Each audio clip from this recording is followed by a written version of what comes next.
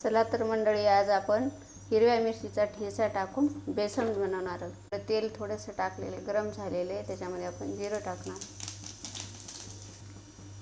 त्याच्यानंतर लसूण टाकायचं,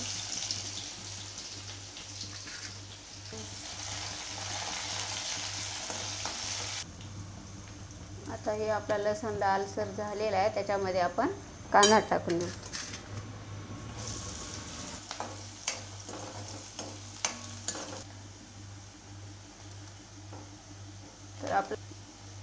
तर आपला असा हा कांदा लाल झालेला, आपण आता त्याच्यामध्ये पाणी टाकून देऊ।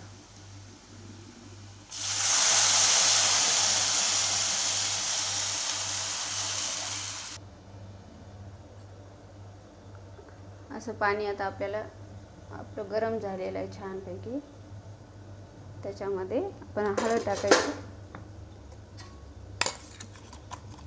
मिरचीचा ठेचा कच्चा वाटून घेतलेला आहे, बेसनासाठी अगदी तो छान लागतं। चवीनुसार मीठ,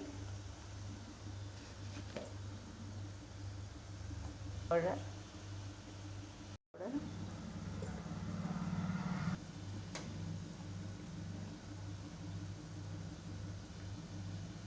अशी छान उकळी येऊ देऊन पुन्हा आपण याच्यामध्ये बेसन टाकून हलवायचं।